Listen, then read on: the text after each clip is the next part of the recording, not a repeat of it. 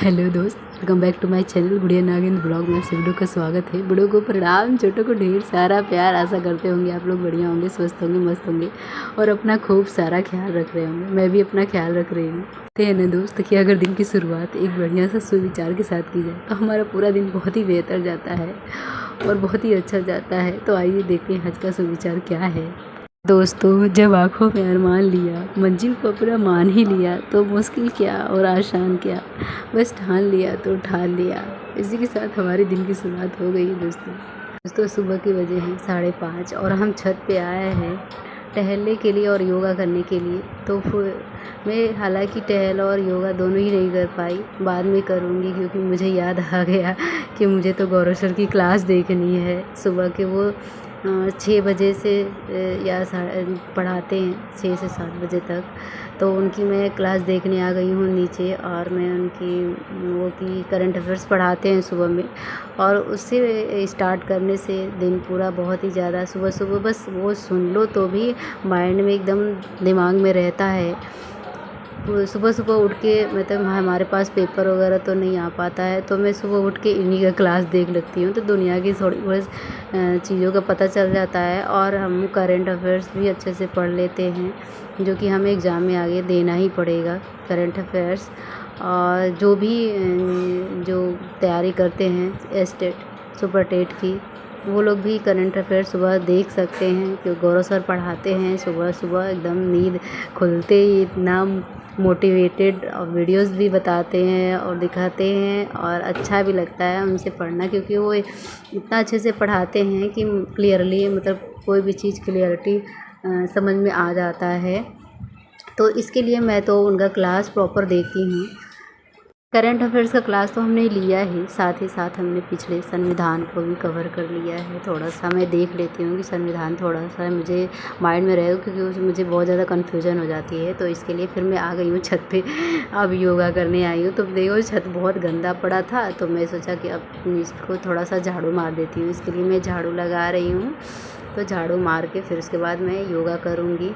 और सुबह सुबह उठ के झाड़ू मारना भी चाहिए, क्योंकि हमारी मांसपेशियाँ हैं थोड़ी वो नरम भी हो जाती हैं और ठीक रहता है और एक्टिव हो जाते हैं हम लोग थोड़ा सा। तो झाड़ू पोछा सुबह उठ के तो करना ही चाहिए।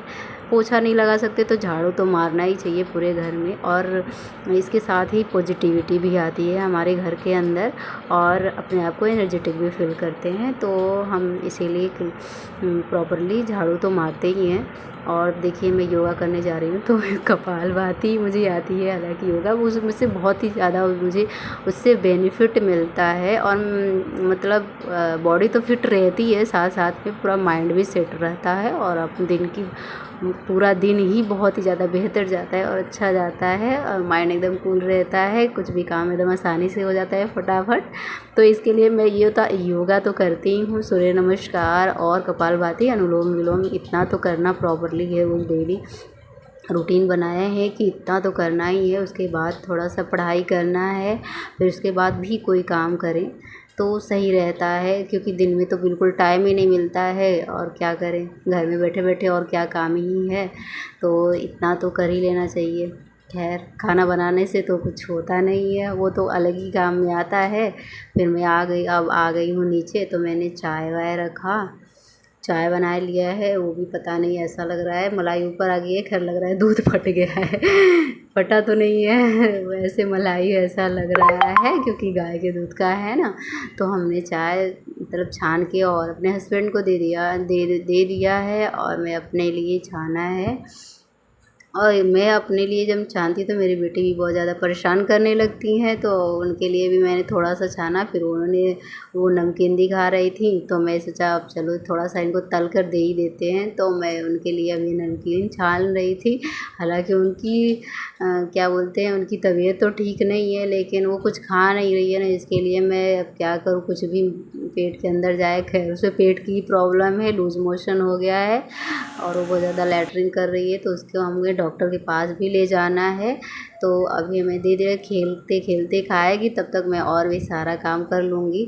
तो अभी देखिए मेरी बिटिया रानी खेल रही है और ये खा भी रही हैं, तब तक मैं फटाक से काम कर लूँगी।